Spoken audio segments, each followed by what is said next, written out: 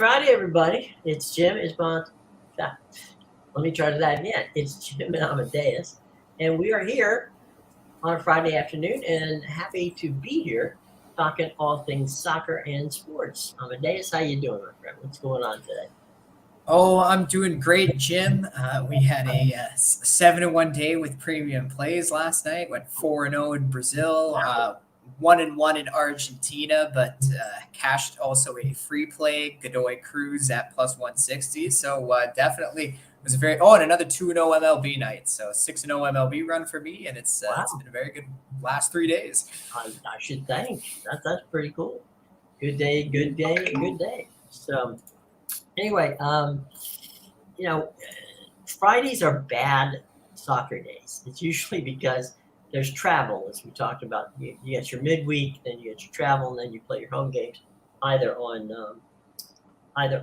Saturday or Sunday. So this is not any different than a normal day. But I was looking. There's really not a lot on the schedule today. Yeah, all there really is for the major leagues is we have two games in the Argentina League, and Right. other than that, but that's it's more of the way they've done it. So instead of having like a midweek match, a weekend match, and then go play Copa Libertadores next week from Tuesday to Thursday, how Argentina kind of did it because we were coming off an international break and there was no league play last weekend. What they basically did is they put like two games on Wednesday, a bulk yesterday. I think it was like four, and then there's two today, two tomorrow, and I think two on Sunday. But yeah, so basically the teams that are playing in Copa Libertadores and Sudamericana, Right. they got to play more on this side of the weekend. Mhm. So they get some rest for those midweek matches next week, and then if you're not in South American competition, you're likely playing on the weekend in Argentina. There you go. Well, I was looking at the schedule, and there's a lot going on Saturday and Sunday, but as we said before, not on Friday. Real quick postscript to last night. We talked yesterday about the NBA and their draft, and so many Europeans and players who did not traditionally go to college. It turns out that only one of the first five guys drafted in this year's draft played in college. So here in the United States, so definitely, And he wasn't taken very kindly by the fan base. right. Yeah, it's like, well, no, we don't want him. It's like, and of course, we all know the fan base knows more than general manager, although in some cases they do. But Pop getting Wemby is that's he's coached big guys before with Duncan and Robinson. So if there's anybody who knows how to coach big, that's Pop. So we'll see. I mean, it's just right now it's a bunch of tall people. The one thing that the NBA did do is they got Adam Silver, which Adam's I think around maybe 6'1", as opposed to the diminutive Mr. David Stern, who looked, he made a 5'9" guy look tall. So it's not quite that awkwardness where you feel like David should have been standing on a platform and handing a hat up to the guy as opposed to just literally hand it to him in pictures and stuff. But all that being said, Wemby being 7'5" does give you pause to see what's going on there. And big weekend of baseball, big weekend of soccer. Let's take a quick look as we move over on what's going to happen for. If you're tonight, I want to give you the TV stuff to watch. If you are a NASCAR fan, okay, on FS1, you've got the NASCAR Truck Series. That's kind of a fun thing if you're just getting yourself into to that. It's watching the trucks race is a pretty fun thing. Tonight, of course, is WNBA basketball. Ion TV has doubleheader, and it's all regional action. So it's Liberty versus the Dream on at 7:30 on, and then of course at 10 it's Dallas against the Los Angeles Sparks. So you got a doubleheader for you on Ion TV. Baseball. These are all local. Second, you can get the Braves in Cincinnati, the Twins Twins Tigers, Braves Reds, Twins, Kansas City Tampa Bay, the Rangers and the Yankees, the Brewers and the Guardians, and Oakland against the Blue Jays. This is a very screwed up schedule. Major League Baseball Network is doing regional coverage, and let's see, the Washington Angels is going to see the game on. There you go. That is boxing tonight on ESPN Plus. There's football, the CFL, Montreal and Hamilton. That's going to be on CBS Sports Network. ESPN has some professional it's the welterweights and the lightweights in the UFC, and soccer. It's the beautiful game. Team Ronaldo versus Team Roberto Carlos. 8 o'clock. It's going to be is it Arcus? Arcus. It's an Ecuadorian soccer. Oh, the good old Ecuador. I actually didn't look at it's AUCAS. I think it's Aucus versus. Oh, yes, Aucus. Aucus versus Oranas.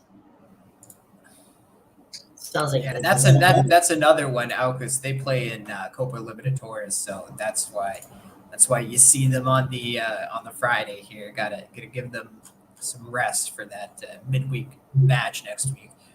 Of course, you can't just do it and let it go.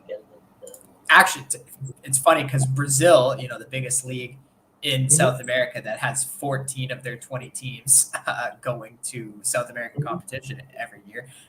They played midweek right after the international break. They had matches Wednesday and yesterday, and they play a full slate again Saturday and Sunday and even one on Monday ahead of the Copa Libertadores this Tuesday, Wednesday, Thursday. So they may have more than half the league getting into South American competition, but the league is doing nothing to help any of these teams out, like we see some of the smaller European leagues, and obviously some of these smaller South American leagues do to help out.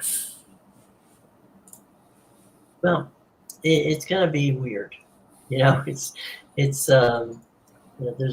there's sometimes when you're watching these other soccer leagues for the first time, you really do find some gems there. You may not necessarily watch them every time, but it's definitely worth the time to give it a shot, right?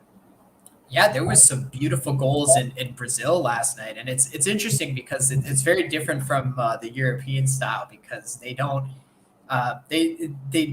they don't necessarily have to get right into the box. Every now and then you'll just have a guy, like, obviously we see nice goals in the Premier League like that, but it's very rare that guys take shots outside the box, especially when you're a really good team, right? Because it's viewed as kind of like a bit selfish taking that shot when you have so many weapons and you could try to work an attack in. But down in South America, these guys are just firing from outside the 18-yard box, and they're just putting it in the back of the net, top corner, making the goalie dive for it. So yeah, definitely some very exciting shots if you're looking for that kind of action.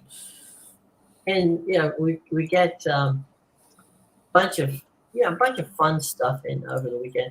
We're gonna have the last week we had the U.S. Open for the men, and now this week it's the U.S. Open for the women, the LPGA. I was thinking, what's your thoughts on the LPGA from a wagering standpoint? I don't really know too much about the women's golfers. Right. I know. I think the one Canadian woman who's good. I think her name is Brooke Henderson. But, okay. I don't, unless she's American. I know there's a good player named Brooke Henderson, but other than that, I don't follow the women's golf too much. Well, I think I'm sorry.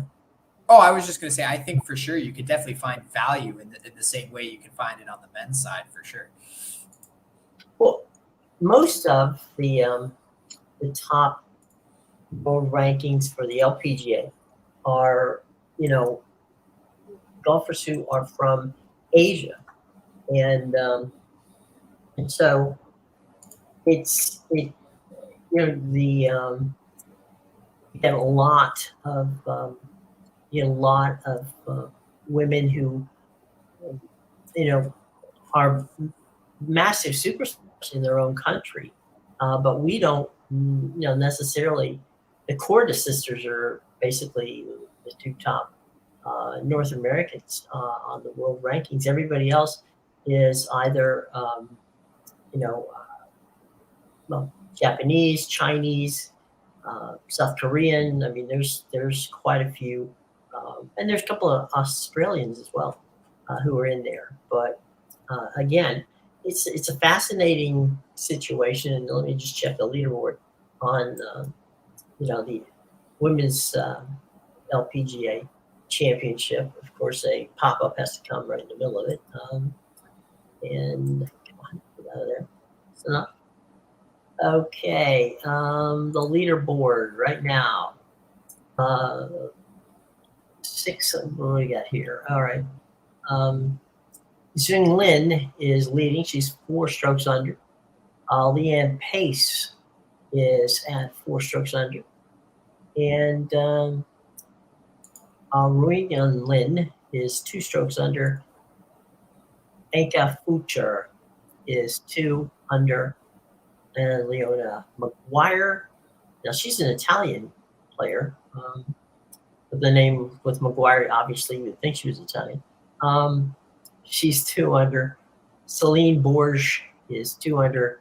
And Jim Congelou is 1 under. So the first, let's see, 2, 3, 4, 5.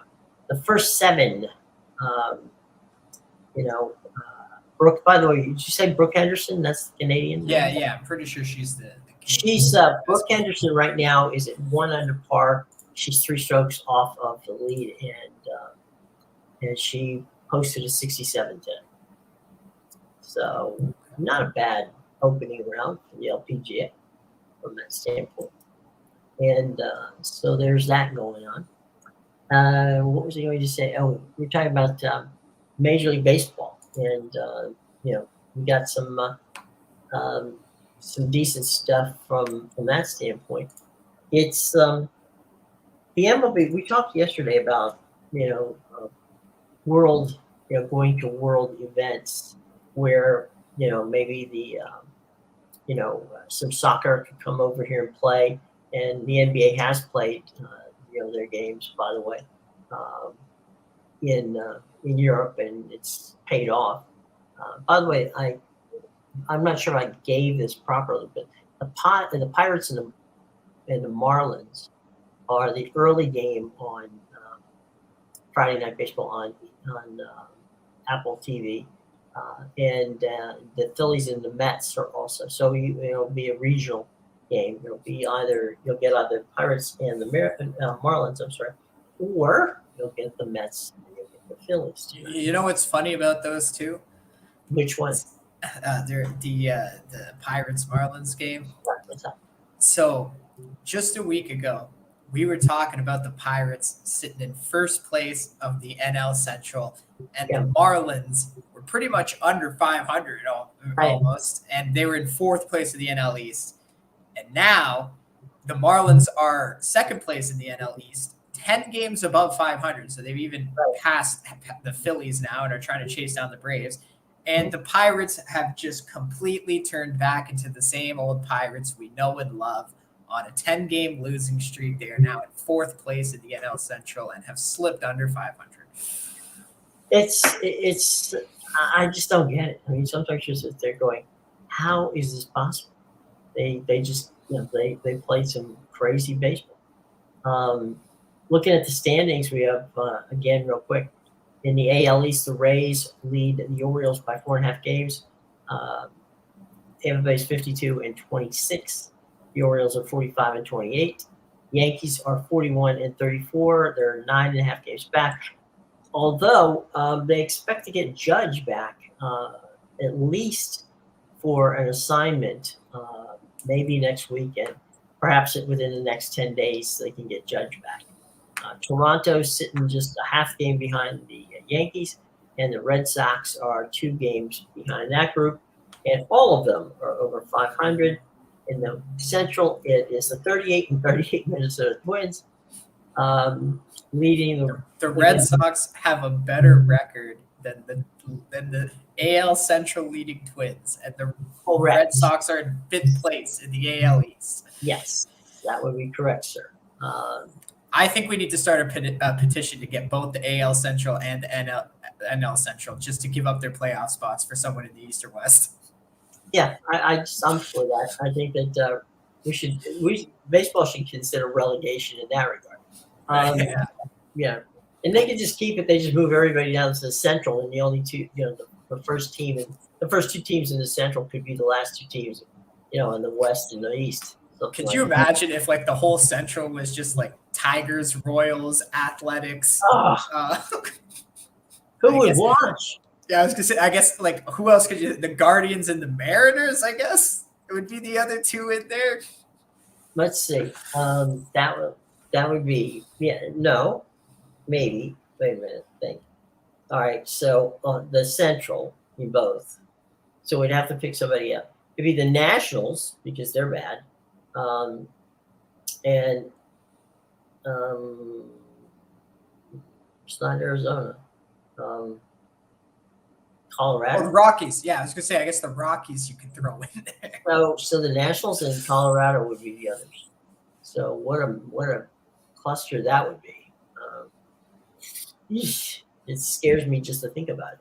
But yeah, I'm not going to say it could happen because it couldn't, but it would be very interesting to be it's a sure. Stud division right there.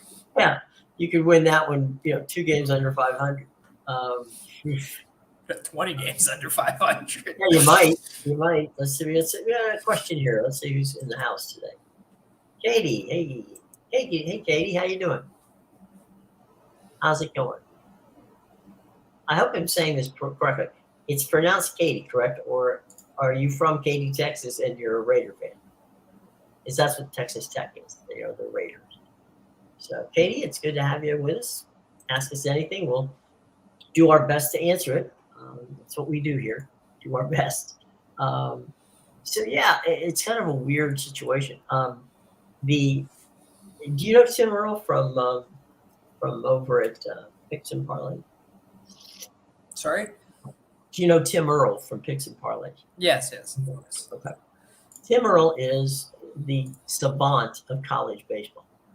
And so I was curious to find out what Tim thought about LSU and Florida playing for the College Baseball World Series Championship. And fascinating game with they went into the 11th inning last night. Oral Roberts and LSU. LSU, I'm sorry, Wake Forest and LSU. And LSU got a base runner on, and the next guy up hits a home run, and it's a walk-off, win. And so LSU goes to play in the World Series against the Florida Gators. They're both from Southeastern Conference. They both played each other all season long. So it's like, okay, we'll get, extend the season for 3, for best 2 out of 3. But that should be fun weekend with some really good college baseball. I watched some of the World Series games, and some of those, those kids some are ready right now to play pro baseball. They have a kid on LSU who's throwing the ball. He touches 99 on average. So, and he can spot it, which makes it even scarier. But it's a big step from going directly from college up to, we think about it in the NFL so often that, that kids just move upward. Or the same every sport, really. Right. Every sport except for baseball. Yeah, because basketball, obviously you're going to see all Wemby playing next year. No one's sitting him, right? Obviously, you get the NFL teams drafting quarterbacks and throwing them to the wolves, and then hockey. One player alone can change your entire franchise. So, and plus in hockey's not really a sport where you can sit somebody on the bench. Like, yeah, guys will get more minutes than others, but unless you're a scratch, if you're on the bench, you're getting some minutes. Yeah, they're not putting people out there just to, take up roster space from that standpoint. By the way, Baker Mayfield update, his number is 6, which is his favorite number. So it's funny because after you mentioned that about him yesterday, I ended up seeing an article on like all the NFL teams, like maybe some sleepers and who's maybe overrated this year. And the Buccaneers was one of the teams not to sleep on this year with Baker Mayfield. So we'll see. We might be onto something here, my friend. Yeah. The Sean King, who used to play for a minute with the Buccaneers, and is now an analyst, said Baker Mayfield, I guess he watched practice or something, and said Baker Mayfield is got a chip on his shoulder and he wants to just, win. He has no aspirations of doing anything but getting on that field and winning. And when somebody asked him about Kyle Trask, he goes, he might as well not even be there. So that tells you something about what's going on in Buccaneers camp, at least at this point. Well, that's exactly what I said yesterday about Baker. There is not a guy in the NFL I know who wants to win more than this guy, and he comes to play every game with a chip on his shoulder just because of the way his career has gone, the roller coaster ride it's been. He always feels like he has something to prove. Yeah, and the funny thing is that with Baker, that it's almost been, when he was in college, he was dismissed by a bunch of pro scouts and a number of people as not being he doesn't have everything that's going to take, even though all he did was win. I guess that wasn't good enough. So he comes in, the Browns get him, has a decent first year under, people forget. Well, how many years has he been here? What, about 5 years, 6 years? I think so, right? I think he's like 5. Yeah, his rookie contract is definitely done. Yeah. So he's got to be right on that 5th year. Yeah, in that regard, he's had 5 different offensive coordinators. So, yeah, that's another great point. That actually I am aware of that, and it's never touched on how the guys like how are you supposed to get into a rhythm when you have a different coach, different offensive coordinator, different wide receivers every year? Well, there was one time in Cleveland that the offensive coordinator was changed in the middle of the season. And so you're sitting there going, what? It's like, forget the playbook we practiced with, for the last 7 months. And here, let me draw some stuff up in the, on my Surface pad, which I now know is called the Surface. You clued me in on that yesterday. So yeah, I mean, it's what, just when you're getting the groove for one, you're gone and you got another guy. So, and nobody runs the same offense. So, and that's the one thing about the Buccaneers. Say what you want about the franchise. Yeah, they've been garbage for so long, and they probably would be nothing if they never got Tom Brady and never would have won that Super Bowl. But there's stability with the coaching staff. Absolutely, there's stability there, and that's a very important thing, obviously, in the NFL. Well, there's that. There's also, when we talked about this a little bit yesterday, when they brought Brady in, Jason Light, who is the general manager and president of football operations, Jason was the assistant GM with the Patriots. So he comes from that Patriots, that was one of the reasons that Tom felt he could go to Tampa Bay and win, because he knew Jason. And at that time, they had Bruce Arians as the coach, and Bruce was the savant of quarterbacks. So I He think made Carson Palmer look like a stud on the Cardinals years ago. Yeah. So I got a ton of respect for Bruce Arians. That's for sure. Well, he also was the guy who brought. Let's see, Bruce's quarterbacks would be. Let's see. Him and Todd Bowles, actually. I loved Todd Bowles when he was our DC. Yeah. Very, great football mind. Yeah, So well, now Todd's the head coach. that's what I mean. They're in great hands there. Love Todd Bowles. So let's see. Bruce had the first quarterback he coached was Roethlisberger. Then he goes to Dungy and tweaks Manning, and then he goes to the Cardinals and does his magic there. And then he goes to, he goes and realizes that Jameis Winston is not going to win anything for us. And then Brady falls in his lap. And so that worked out to his credit. So he likes his veteran quarterbacks. Oh, yeah. No, he does. A rookie quarterback's not going to play for not unless he's the only guy on the field. That was the one thing that always bothered me. Like he got us through with winning seasons, but I always hated Carson Palmer, and I always wanted them to just draft a quarterback, get a younger guy, but he wouldn't do it because that's just Bruce. He won't take a young quarterback. He needs his veteran. Yeah, he wants somebody who's been there, done that. And whether that's right or wrong, I mean, I don't know. It's Bruce. So anyway. They have the kind of players around them, both on the offensive and defensive side. As I said, you look at the quarterbacks in the South for the NFC, and there's really just nothing that jumps out at you and says, "Oh, this is fantastic." It's just. I guess you could say New Orleans, but I really am not. I couldn't even name Derek quarterbacks. In the NFC South. I can't even name the quarterbacks in the NFC South. Like the Falcons are going with that rookie, right? I already forget. From Cincinnati. Yeah. Okay. Yeah. Desmond Ridder. Right. So then the Panthers, who are they going with again?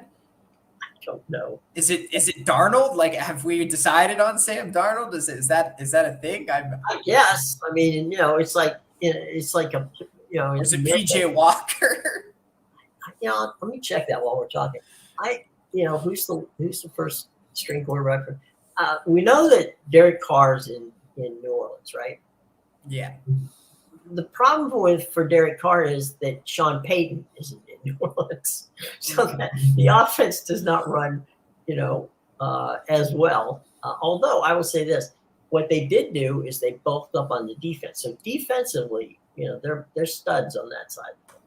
They're not studs on the, on the other side. Desmond Ridder, they brought him in like halfway into the season, and he didn't do bad. Threw him to the Wolves. That was your playoff, or that was your NFL experience. Get ready for next year. Yeah, here we go, boys. And that was, I mean, he had, I don't know, I don't want to say success because he didn't have success, but he didn't suck. So I guess that gives you some hope.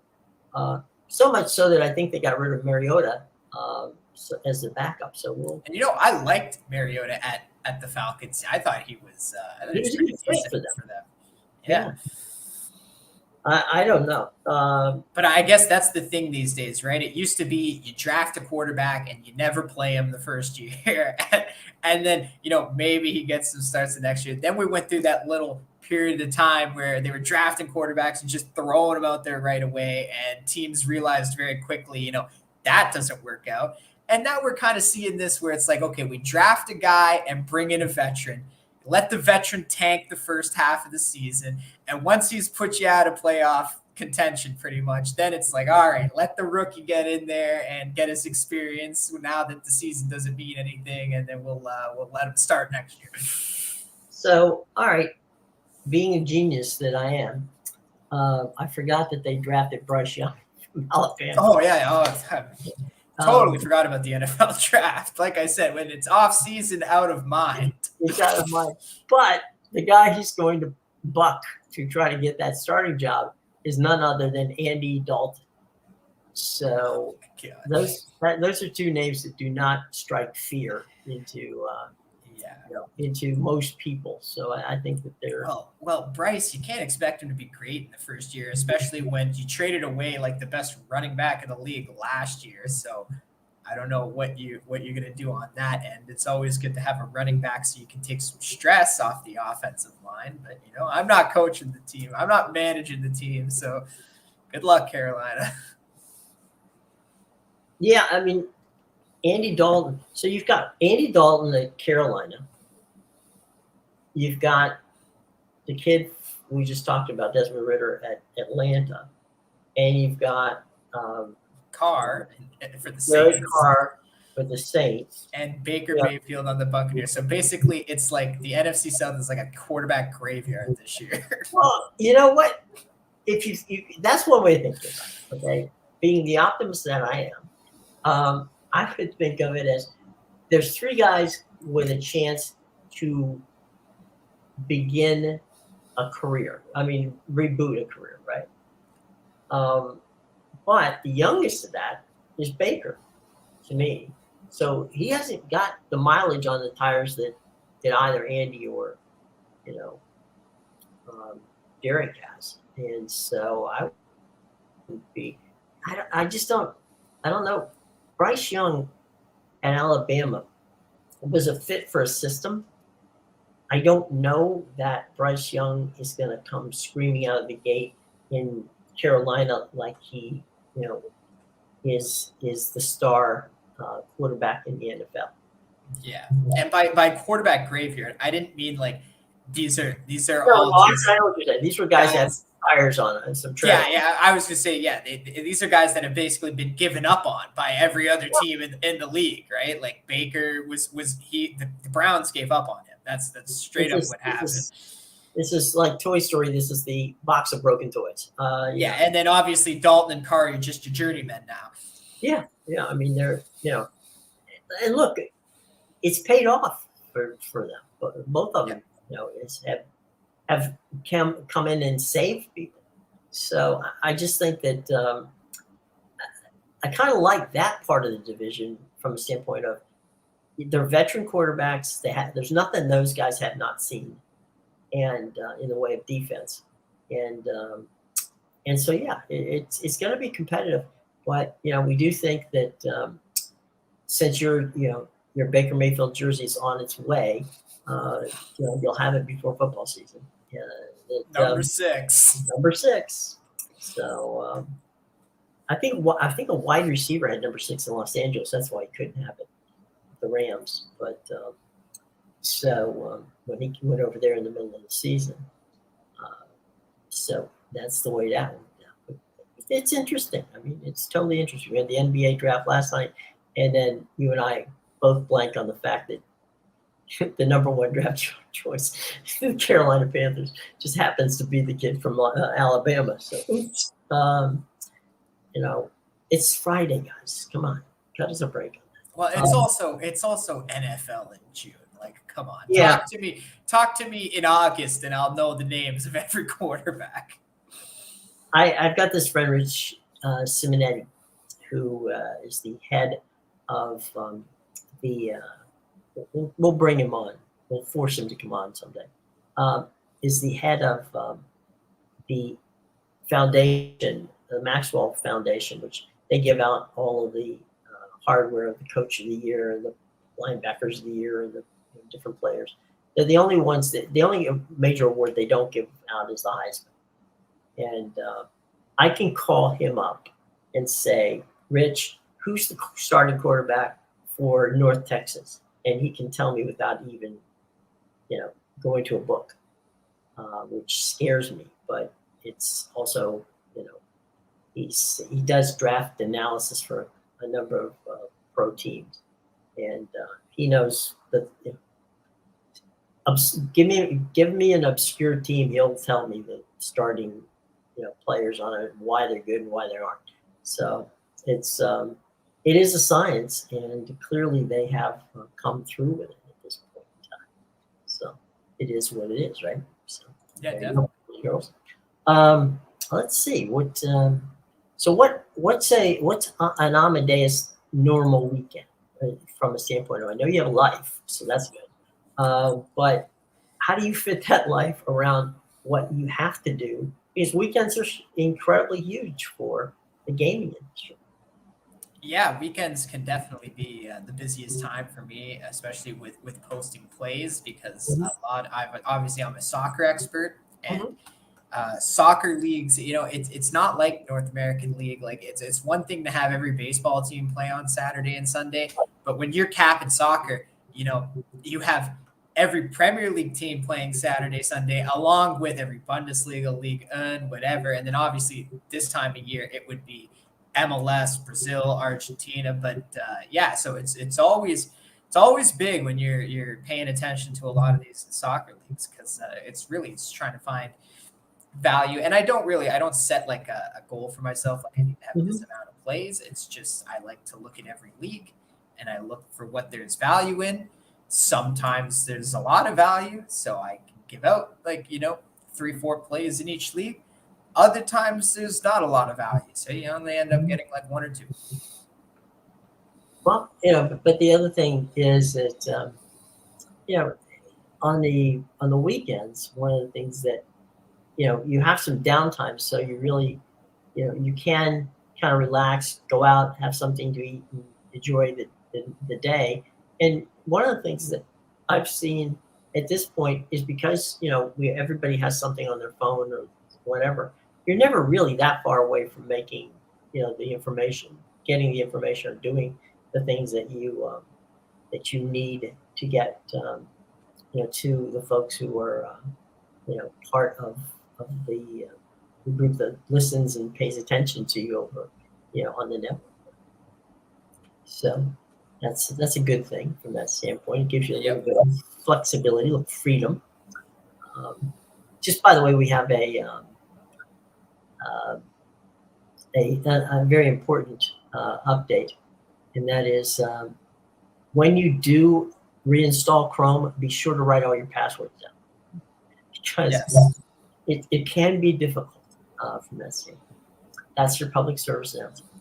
Yes. So there you go. So what should we be watching for this weekend?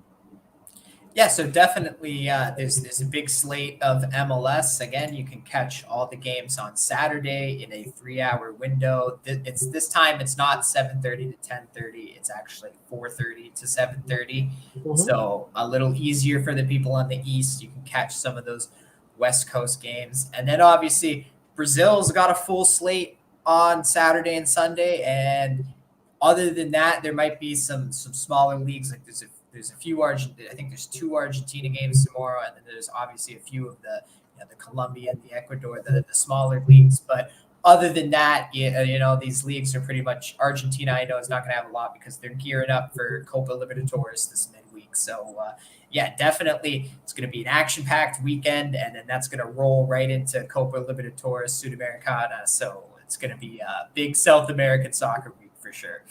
So the Samba boys will be out there. Everybody else will be out there as well. So Oh, pay yeah. attention. It's very important. So, all right, gang. Tell you what. We left you with some baseball. We left you with some soccer, and we even did a little recap of why Amadeus is going to get his jersey a little earlier than most. But not going to wear it until the appropriate time. But it's always good to have it in the house. So, all right. Well, look, folks, have a good weekend. We will see you back here on Monday. And subscribe, hit that bell, and like us. We're not going to be people. So by all means, we'll see you on Monday, everybody. Take care.